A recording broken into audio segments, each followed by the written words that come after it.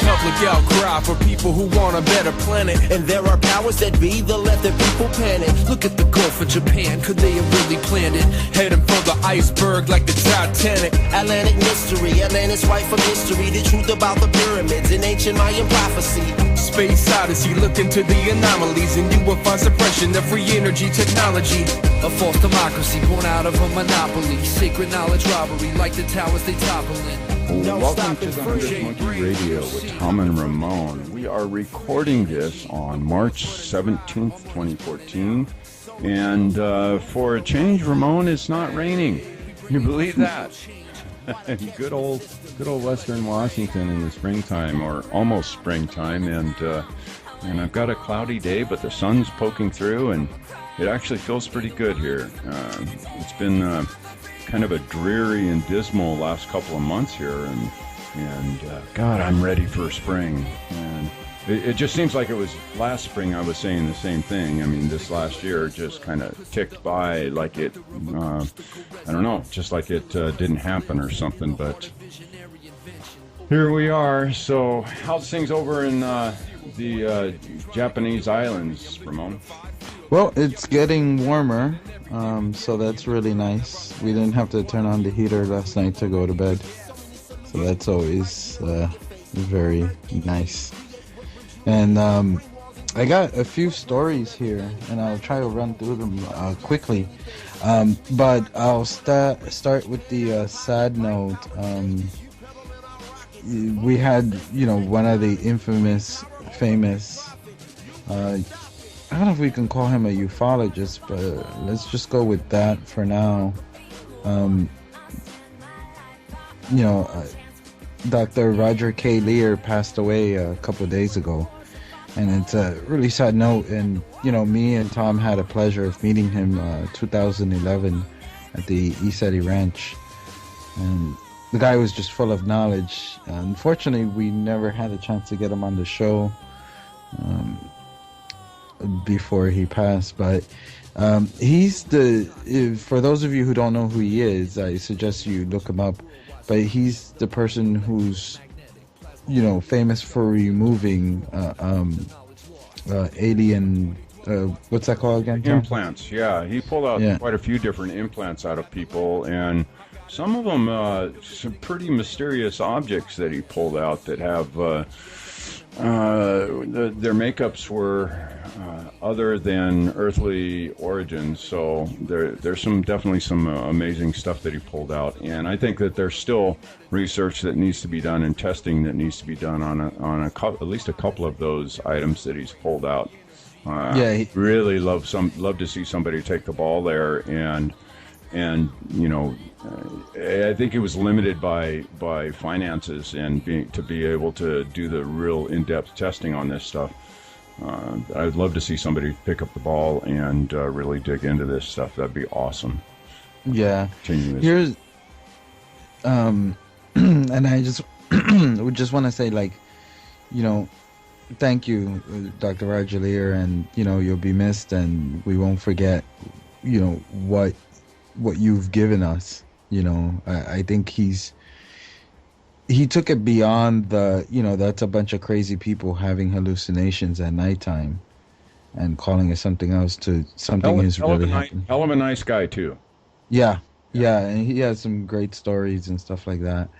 And actually, he told me a story that when he went to Tonga, this Tongan took him to an ancient burial site and show him this 9-foot mummy. I don't know if it was a mummy, but of one of their ancestors. And he said, "Oh, do you want to see the ancient Tongans?" Because he was asking the Tongans, how did they place all these huge blocks? And he was like, "Our ancient ancestors were huge."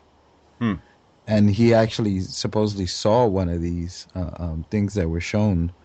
And of course, he couldn't go deeper into it because these are sacred burial sites and stuff like that. Right. So that was an amazing story. That's one he told me at the ECETI Ranch. But on a different note, here's one I'm gonna read, and it's, how sometimes people take a picture and put something, but this is a actually quote, and I'll read it. You cannot insert a gene you took from a bacteria into a seed and call it life. You haven't created life. Instead, you have polluted it. And that's which we need to get her on the show. That's Vandana Shiva, and she's from India. A great woman who's been really going after the whole GMO thing in India, and she's a big part of that whole movement. Okay, so we're moving on to a different one, and here's one I think you would really enjoy, Tom. Scientists quantify and graphically chart alignments of human chakras in various emotional states. Excuse me. Really? Where'd you find this story at? This story I found in actually where I get a lot of the stories, Collective Evolution. Good site. Yeah. So, that's the one thing I love about Facebook is, so many of our listeners and friends, they'll place things and, you just share and stuff like that. So a lot of times I'll just share it, and then later grab it and put it onto the website. So I'll have all of these up on our website. Or if not, you can just go to our Facebook page, the 100th Monkey Radio, and you'll find it there. Yeah, so basically, photonics analysis in medicine is something that's been gaining more attention from scientists and researchers from all over the world. It's another case of many that demonstrate how humanity is continually moving toward a scientific understanding of what is considered ancient Eastern mysticism. So I'll leave it at that, and you guys can read deeper. But it's, basically showing you that, first of all, there is something actually there, that it's not just us imagining things when we're doing our meditation. Yeah. So that's so pretty... here's one I want to throw out there, Ramon, and this one actually fits right in with the free energy song that we played at the beginning of the show. Mr. Kashi, I'm sure all you guys who are following the growth of that thing we call free energy, 0 point energy, over unity, whatever you want to call it, he put out a file. It's like 1 gig of documents that's out there for download, and he made it, open sourced it. And he's catching all sorts of heat for doing this, but... And I'll tell you what, I had to, it was a pain in the butt to actually find the link, because every link I went to, it was cut off immediately. Yeah, I couldn't find it. I did finally find it, and I'm, as far as, this morning it was still an active link.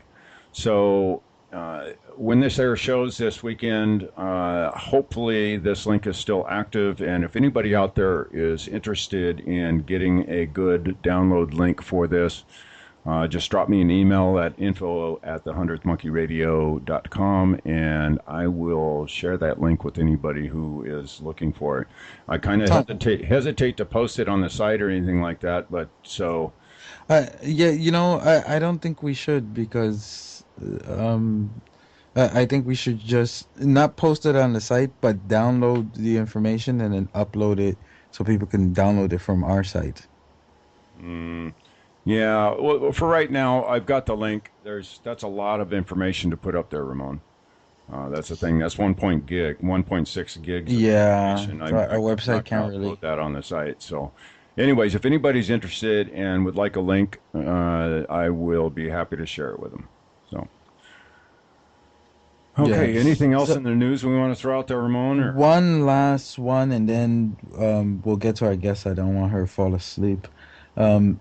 Amazing results. Healing power of cannabis oil on Lyme disease and Lyme co-infections. So it's just amazing how many different things are coming out now, especially ever since your side of the world, Washington and Colorado, has legalize it, how many different things they're finding that cannabis oil is helping. You know, and a lot of times these cannabis that they use is very low on THC that doesn't even get you high. So for those of you who are worrying about that part. It's got that high CBD count, which is the medicinal part of it. Yes. Yeah. So let's move on because our guest is an amazing person, which actually, before you read her bio, I heard about her about 5, 6 years ago from Dr. Brooke Agnews. Um, so I was just amazed with her work, and I'm so glad you found her and got her on the show. So, Yeah. Yeah. I'm really excited about the show tonight. We have with us Maureen St. Germain. In her latest book, Be a Genie, author and intuitive Maureen St. Germain assists people in meeting and surpassing their life dreams and goals using the laws of quantum physics and secrets of sacred geometry, along with the easy-to-learn, step-by-step practical tools and practices found in Be a Genie. Using the principles and practices of the Genie System for the past 20 years, Maureen has created a life filled with love, success, and happiness. Starting with the annual salary of $35,000, she single-handedly paid off $50,000 of both her and her former husband's debt, put 3 of her 4 sons through college, manifested the career of her dreams, landed a 3-book deal with a major publisher, went on to write a bestseller, Beyond the Flower of Life, wrote and recorded over 15 meditation CDs, and married the man of her dreams. It is her passion to help people grow and evolve, and her mission to help others manifest their heart's desires. Her website is www.maureenstgermain.com. And Maureen, I would like to welcome you to the 100th Monkey Radio. Thank you. Very happy to be here. You guys are awesome. Oh well, I've been excited about this show ever since we got you on the schedule. I've followed your work for a number of years now, and I've just been absolutely amazed with what you're doing for all of us here. So kudos to you on that. So to get the questions started here, you know, so many people in this world and on this planet that have taken the steps towards becoming conscious, you know, asking those questions of self and starting to really dig into that self-improvement aspect of us. It takes a lot of us. It takes that proverbial 2x4 upside the head to get us moving. And so we always like to ask our guests, you know, was it the 2x4 or was it something else that got you interested into this genre of research and exploration? Wasn't a 2x4. There have been a couple of opportunity moments, but for me, from the time I was cognizant of my own thinking, I was aware of many levels of the reality. I was aware of my emotional body being quite large.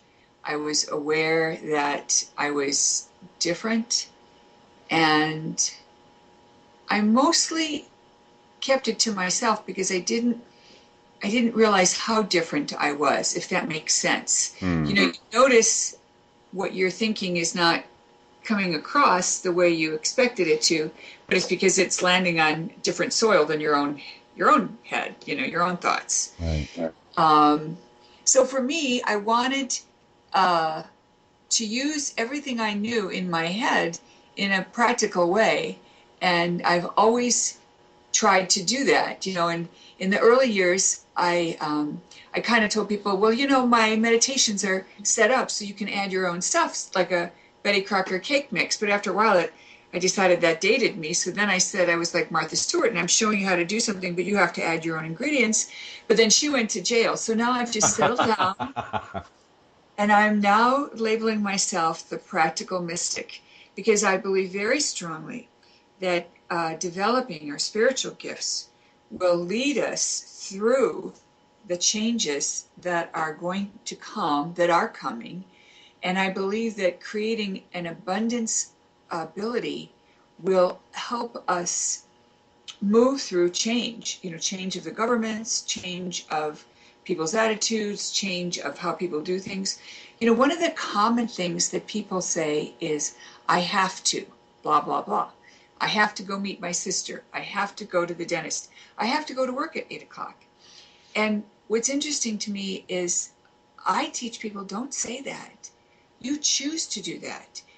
When you have to, there's some obligation that implies you didn't want it. Right.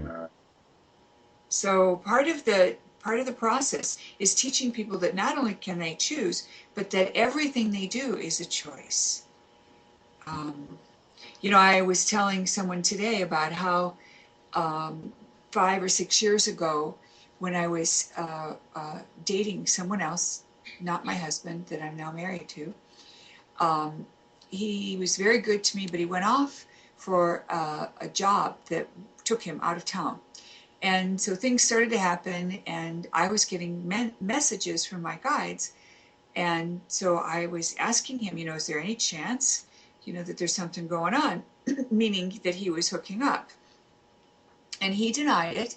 And, the next day, same thing happened again. And so I asked him again, is there any possibility, that you're kind of leaning in that direction or anything like, no.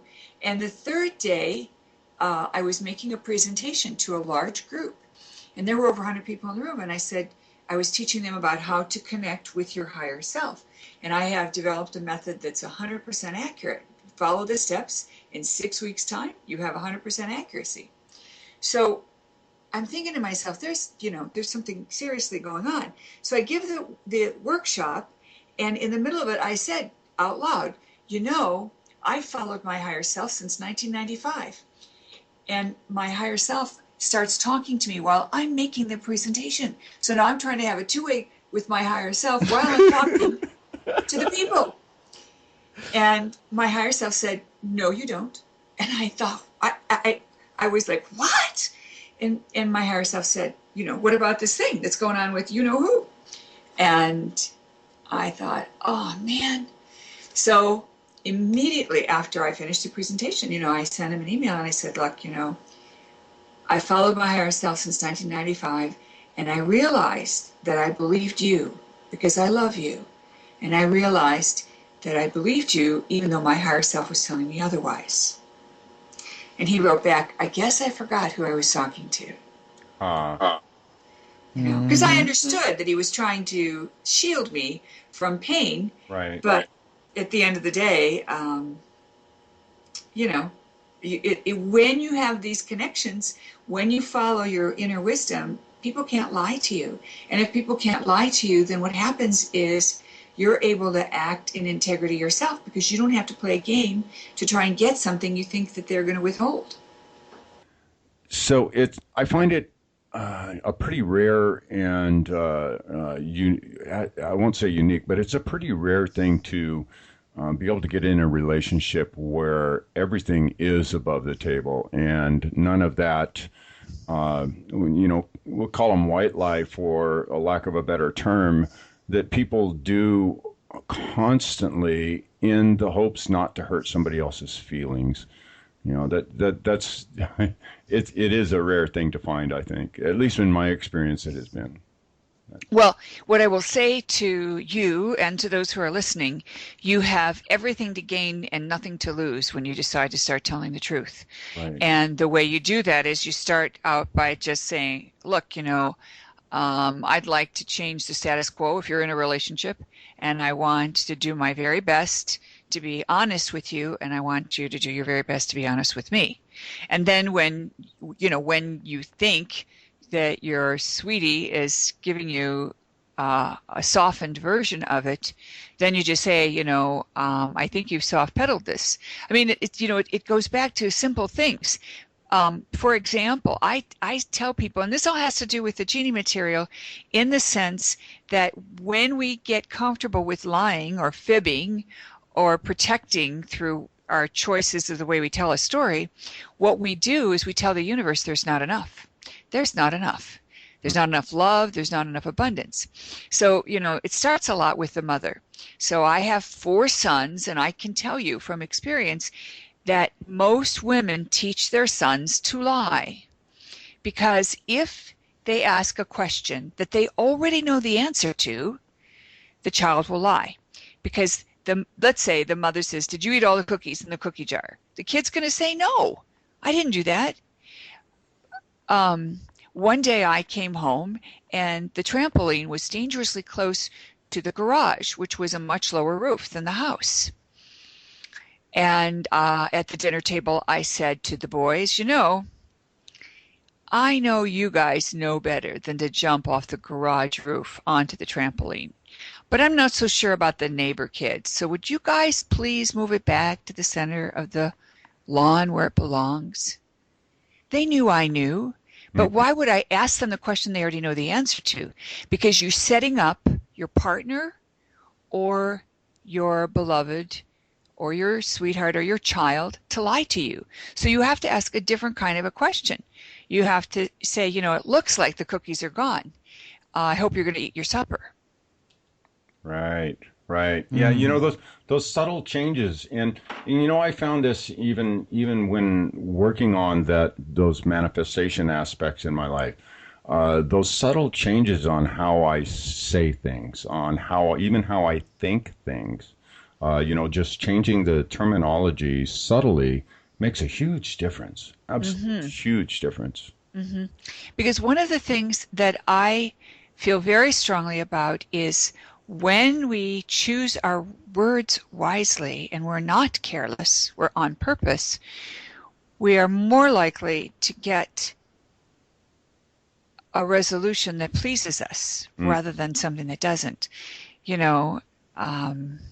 One time I was very clear in my thought that I wanted to live with a family that had the same spiritual practices as me and had kids about the same age as mine, and we would take turns cooking for each other since we would have the same dietary preferences.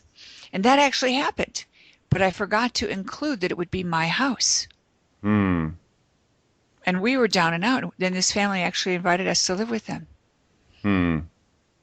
Interesting. Yeah. It's amazing the way stuff comes. I mean, you when you in retrospect you look back and you can see those things and you can see, oh, I left out that it's not my house. I just find it fascinating looking back on my own personal life and seeing those types of things and going, wow. Yeah, I do have a workaround for that kind of stuff now, though. That when you're creating something, to make sure you don't miss it. Well, we'll definitely get into that. I think that's probably in the tools section in the book. I think so. Yeah. Yeah. I'll explain it when you're ready. Yeah. Well, let's go ahead and do it now so that we don't forget it. Okay. So the way to ensure that everything is to your satisfaction is to make sure that you can see yourself after you've gotten it, that you're really happy about it. And then the universe takes care of the details. Yeah, definitely. The end result. So let's go to the book, Be a Genie. Now, you wrote this thing quite a while ago and just recently really kind of released it. Is that correct?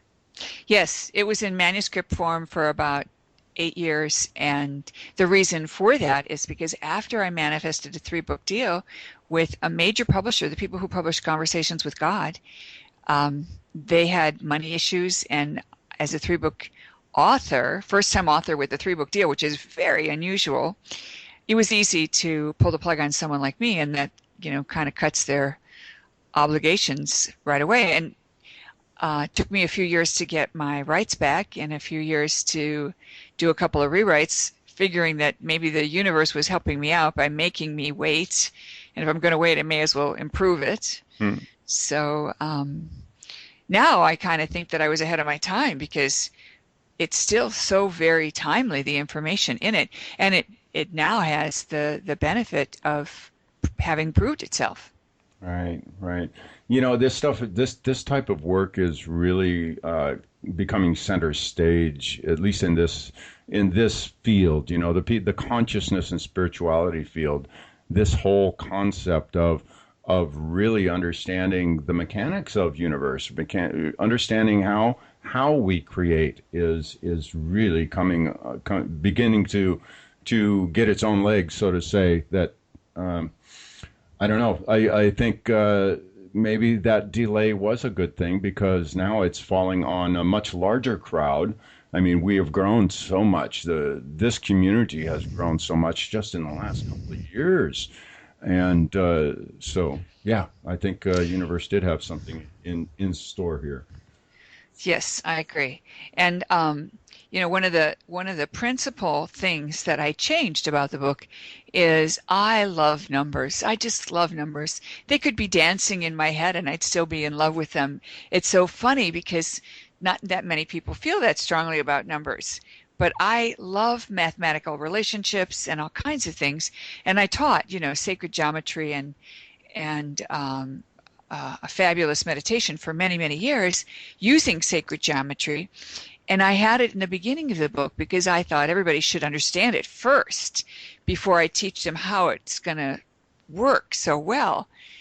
And one of the things that the publisher and I disagreed on is where did that belong? And they want it in the back and I want it in the front. And so it's in the back. Well, I think the way the book's put together is awesome.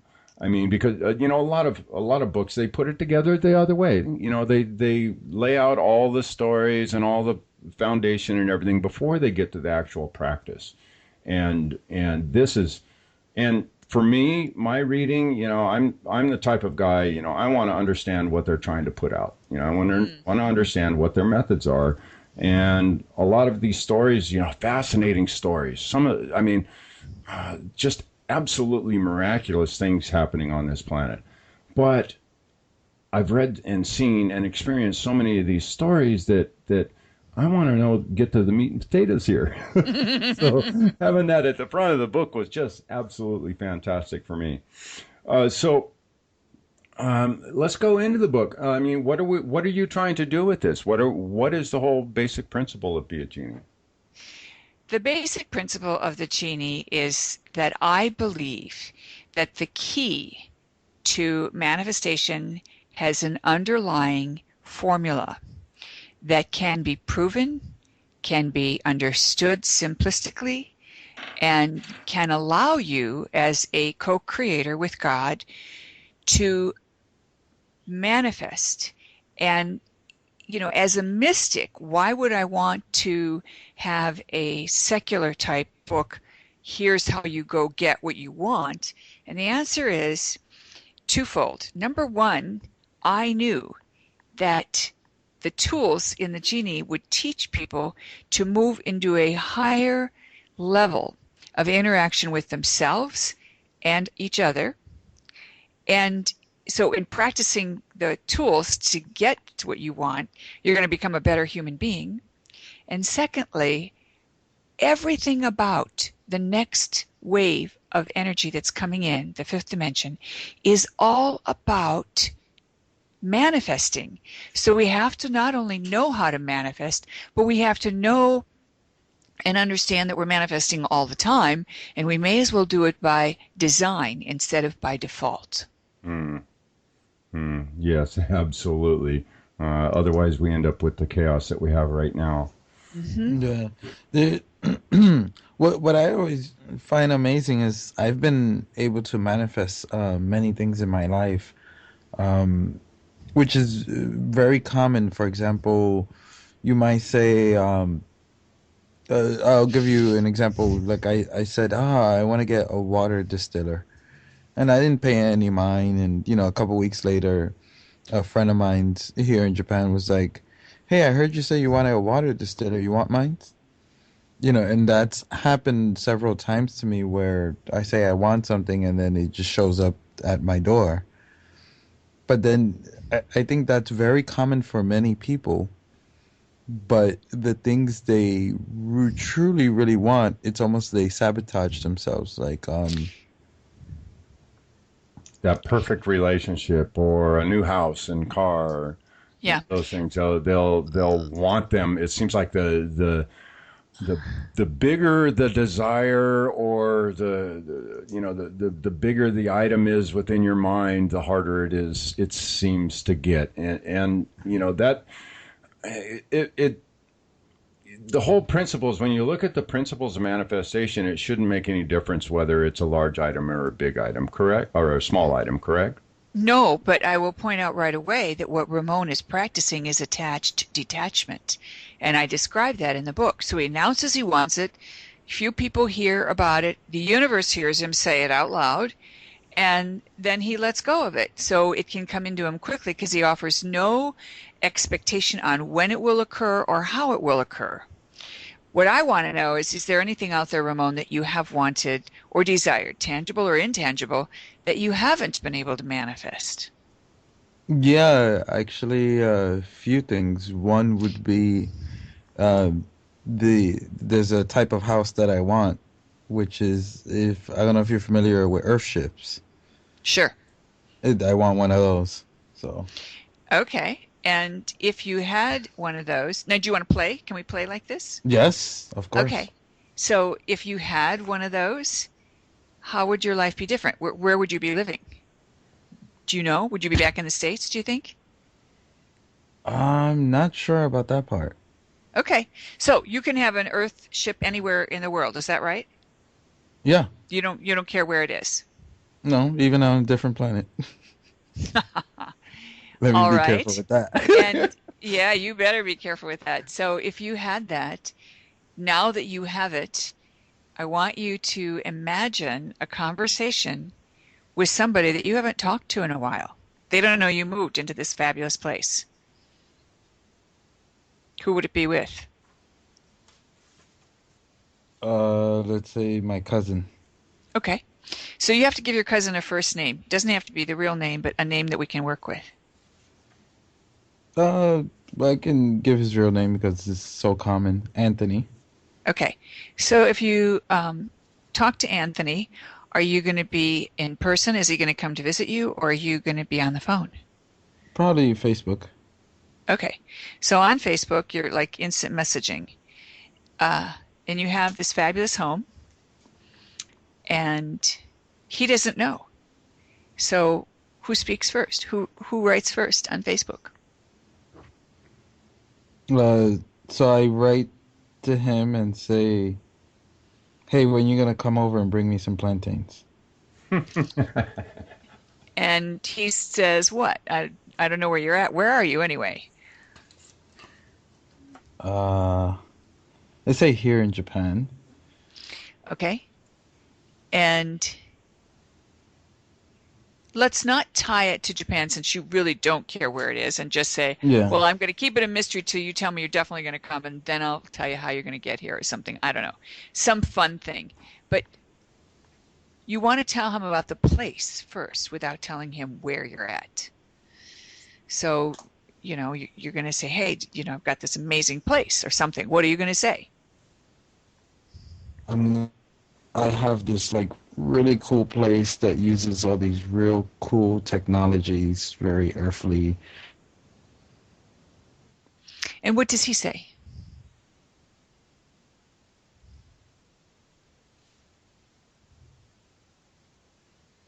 Is he actually speechless? Oh, well, it looks like Ramon dropped out. We really did get him speechless. Oh, you did, and he definitely is speechless now. So no, actually, Maureen, I love this. I love this game. This is beautiful stuff, and I have a very solid connection. I would love to play. Okay, let's do it. What happened? Oh, okay. Are you back, Ramon? Did you hear the last question she asked? Yeah, I thought I answered it, but then I realized I was talking to myself. All right, go ahead and go on. So the last question I heard was, what does he say, right? Right. Yes.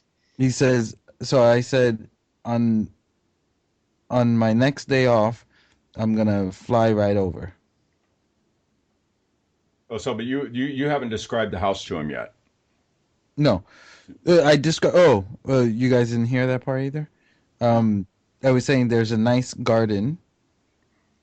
There's a really nice garden in the kitchen, an herbal garden, and then there's plants all along the wall. And in between the walls, so it's always warm or always cool in the summer. And there's a nice, great big backyard with a beautiful deck on it. So, see, Ramon, in what way I would be reacting to him right now? I'd be going, "Oh, dude, you've got to see this new house I've got. It's an Earthship, man. I love it. I've got stuff growing in the windows and in my garden, and this thing is like sustainable, and I just love it, man." And in acting school, I'll give Tom the A and Ramon, you get a C. Sorry. I'm not convinced. Because it's true. You're going to be really excited to tell your cousin. You're not going to be quite so ho-hum. And that's important to kind of see yourself getting all excited. And if you're on Facebook, he's going to say, "So where's the pictures, man?" Isn't he? Yeah. Okay. So you can say at that point, "Well, I was waiting to talk to you before I posted them." Or they've been out there and you missed them or something. Yeah. Now, I want you to think about this. He's going to look at them and he's going to say something back. What does he say back to you? He's going to say, "Oh, man, that's cool. I want one of those." Okay. Are you willing to let him come and visit you?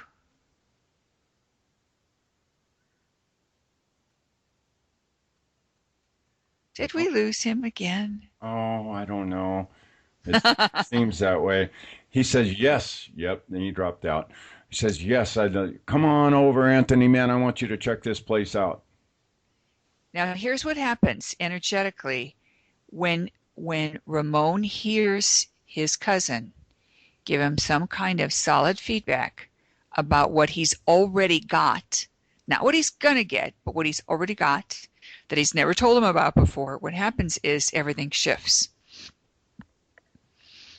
So let's shift to you, Tom, and we'll play with you while Ramon comes back online. Okay, sure.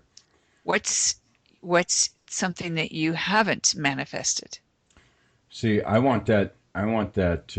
It's that perfect. Well, I hate to call it a job, but that perfect purpose. That one that allows me to travel and talk to all these people that are on the cutting edge of spirituality and no worries about how I'm going to do that. I want to be able to, like that bank account that is sustainable and that that I want to, well, let me put it this way. I want to travel and I want to interview and I want to video and I want to visit all these sacred places on the planet. That's my dream. Okay. That should be fairly easy to do. So let's say you've completed your 100th interview. You've been in 50 different countries and you're talking to somebody who's important to you that knows what you're doing and you want to share this benchmark with them. Who is it going to be? My sister, Tony. Okay. So when you talk to Tony, how will it be? On phone, Facebook, Skype, what? It'd be on phone. Okay. And just imagine for a moment, are you calling her or is she calling you? I think she called me. Okay. And you say, "Hey, what's going on?" And she says, "I'm doing pretty good. How about you?" And you say, "Oh, I'm doing fantastic. I'm in Ecuador right now interviewing this guy that is just so fantastic. He's an astrologer. He's having a blast with this stuff, and he's really helping people out." And what does she say? She goes, "Ecuador? I thought you were in Australia." Okay. And then what do you say? I said, "Well, I do move around quite a bit, Tony. I mean, I only spend a couple of weeks in each one of these places before I'm jetting off to my next place." Okay. Now, this still fantasy to me. I want you to hear her say, "So how's it been going? Don't you get tired of a new bed every couple of days?" Yeah, Tony, at first it was a little rough to get used to that, but I've hit my stride now, and I'm really enjoying it. I've got a tan. Can you believe that? I've got a tan. Well, that sounds to me like you have hit your stride, that you have gotten yourself into something that you really, really love. How long do you think you're going to do it? Oh, I see no end. I see no end, Tony. I think this is something that I will. This is my life's joy right here. Okay. All right. So that's the movie you make, and you hear what she says to you, and you can even say something like, "Hey, this week it marks my 100th interview in my 50th country," or some benchmark that shows you've been doing it for a while. Right. And then you hear what she says, like, "I always knew you had it in you. I was never sure you'd actually do it, but I'm pretty proud of you," or something. And here's what will happen when you allow her to acknowledge your success. Your consciousness shifts because it hears it as real. In the book we talk about, there were lots of studies done, but I'll quote the Russian one that explained how they had 3 different studies with the same group of basketball players. First time they had them practice for an extra 30 minutes, and then the next one an extra 30 minutes of thinking about practice, and the third group didn't have to do anything. First group increased their percentages at the foul line 25%. Second group, who only thought about shooting hoops at the foul line, increased their percentage 24%. So when you feel that emotional shift of her acknowledging you and you talking about what you did rather than what you're going to do, it anchors it in. Now you have 2 versions of the reality, the one you're in now and the other one that you're living vicariously in this movie of the mind. But you've made it real because when you imagine a 3D conversation with someone who's important to you, your mind cannot tell the difference between that and the real thing. So then you're going to hold those 2 versions of the reality together, and that forces that middle thing to happen, which is the actual start of it all. And the whole thing, it proves it's done. The other thing is, when you go to some date or some future that represents a celebration that must be something that we would celebrate, in in this case, 100th interview or whatever you want to pick, what happens is it means that we've been successful all along. It's not that you just got to do it and it went defunct after a couple of days or a couple of weeks, but that you got to do it and it's been going really well. And that benchmark, that celebration, proves that you got what you wanted. Do you see? So here's something that happens when you run this mental movie, and you can run the mental movie as often as you want. Every time you think about what you currently do and how you currently do interviews and how your dream job is over here, go do that movie and see Tony talking to you and saying what she says. Now, what I have found is that Tony will start to say stuff that you didn't script.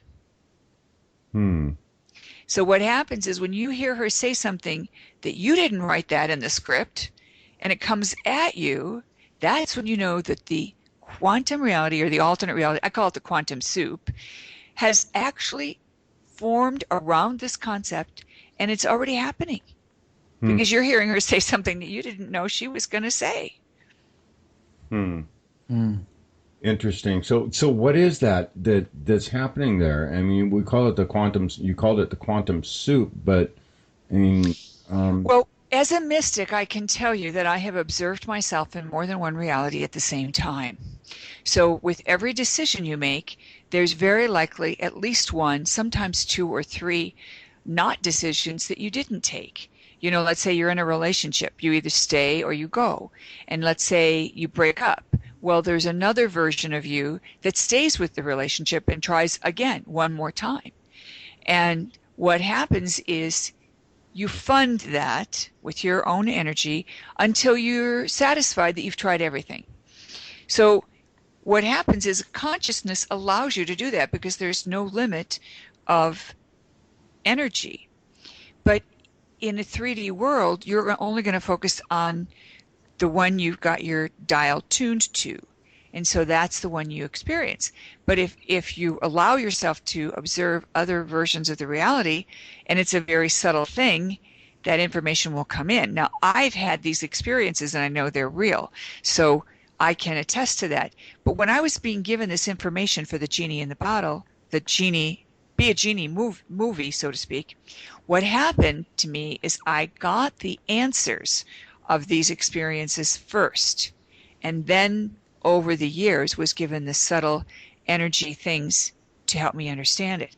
Now I want to go back to the science side of it and say it is possible to have more than one version of the reality that you carry right now. For example, when you go into the movie theater, you suspend disbelief and you make everything that you're watching somewhat real. And the better the movie is, the more real it becomes. You know, somebody gets shot, you jump, somebody makes a joke, you laugh.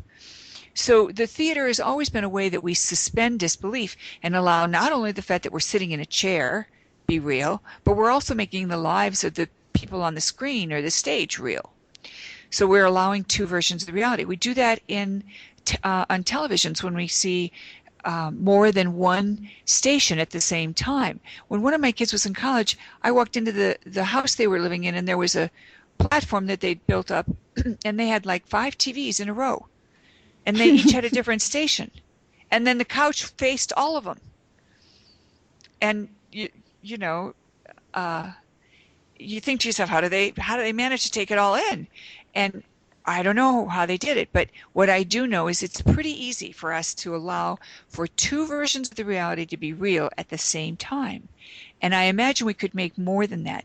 But the thing that this happens is normally when you're trying to manifest something, then you dismiss it by like what Ramon was saying, it's not real, or I can't have that, or we sabotage in some way like Ramon was talking about. You know, kind of like in a restaurant when you're ordering a meal and then you see somebody else's meal go by and you think, oh my God, that's what I want. And you call the waiter back and you change your order. And this goes on and on and on. Or the story of a woman who says, oh, you know, I want this, this, and this in a beloved. And then after she meets this person that fits that description, then she wants one more thing. And so you discover what you do want or you don't want that way. However, if you allow yourself to have the outcome, you're enormously happy and you're experiencing yourself after it's already occurred, you cannot help but manifest that outcome. And I would think that through this creating the movie process that all those little idiosyncrasies that may not be to your liking could come up through that process, right? Sometimes they do, and sometimes they don't. It depends upon how, quote, stuck you are. You know, if a person is really stuck that things have to be a certain way, then they're going to encounter obstacles that are going to show them that they're standing in their own way, because the universe is going to point that out to them. They're going to have what I call a practice beloved till they get it right. Till they realize that, for example, a woman finds the perfect guy, she's the perfect for him, they're happy, except for she starts telling him what to do. And he balks and, you know, balks and walks. Then she has to figure out what she's going to do, and she has to either recognize she has to change her behavior, or she has to, you know, try and find somebody else. But it begins to open up possibilities that, oh, maybe I don't need to do that. But sometimes you don't realize what you're doing until someone else points it out to you. Right. And so you want your friends to be honest, because better your friends tell you're bossy than the new big flame in your life that you really want to hang on to, you know? Right. So, and I also have tools to help people, which we can talk about maybe in the next hour. Yeah. There's definitely some areas I want to dig into, like, well, I'll leave that for the next hour. So let me put just a little capstone on this before you jump off. Certainly. And that is, when you think about this magical thing you're creating for yourself, you can run that movie as often as you like, as many times a day as you want, and at some point you'll start to forget to do it. And don't worry about it, because it means it's percolating. It's in place. Nice. I like that. That's That's a nice way to look at it. Instead of remembering it a week down the road and going, shit, I forgot to do that. That's a big takeaway. Yeah, exactly. I like that. No, it's just been percolating. It's all good. It's all good. Yeah. So Ramon, Maureen, you've been you're quite a busy lady, and I'd like to share with our listeners all the different things that you're doing out there. I know you've got some workshops coming up, and are you speaking anywhere? Are you working on another book, et cetera, et cetera? And then where can they find this book? Okay, so yes, I am working on another book. It's called Waking Up in 5D. And I am speaking. I'm going to be in New York at the New Life Expo, and I'll be giving a couple of different classes, all free. You have to pay to get in, a small fee to get in, but it is to get into the whole expo, not just to my event. My event's free, and I always give away stuff at my event.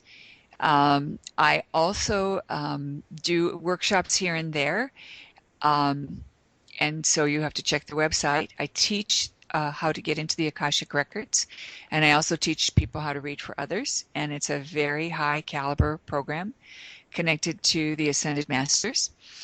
And the other work that I do has to do with meditations and meditation CDs, and the meditation CDs are all about helping people to evolve to their most evolved self. And how do they find me?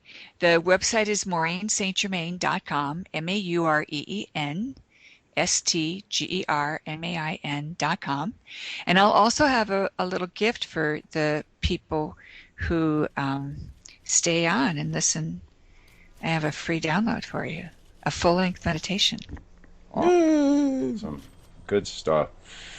All right. Well, I want to thank everybody for listening to this first hour. And if you are listening on one of those other media outlets, the iTunes, the YouTubes, the blah, blah, blah, blah, one of those other places, and would like to hear this second hour, I would urge you to pop on over to www.the100thmonkeyradio.com and check out all our second hour content and become a member and help support Ramon and I in all that we're doing with the show.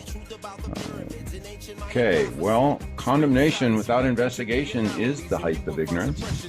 The love you deny is the pain you carry. And we will see you guys in a second hour. Like the towers they toppling. No stopping free. J-Brain, Vito C. Coming from the inner me. Free energy. The oil's running dry. Our money's burning out. Solar panels on the roof of the White House. Hey, we bringing on some real change. Water catchment systems. We collecting rain. Time to gather round. The moment's now. How will it all turn out? And from the crowd, be the one who's the meditation. Time for free energy. Time for free energy. Nikola Tesla perceived the earth as a conductor of acoustical resonance, and still his presence lives in the heart of visionary invention. Over 5,000 patents censored. Researching zero-point energy, trying to get through delirium. The unified field theory of Nassim Harriman, and every day we carry in the burden of our past. Water fuel cars, we no longer need the gas. So many solutions right here in your face. Raw earth energy, create what rejuvenates. Green walls and green roofs, grow plants on everything. Magnetic movements, don't need gas for anything. Space-rich sprockets, doing our own research, paying out of pocket. Bike-powered stages, you pedal in our rocket. Fully access to techie knowledge. Green power over big profit. You can't stop it. Ever think what the wars are fought for? Ever dream that the world could be more? I'll stand my life, our earth, one chance we could do it together. Ever think what the wars are fought for? Ever dream that the world could be more? I'll stand my life, I vow one day we could do it together.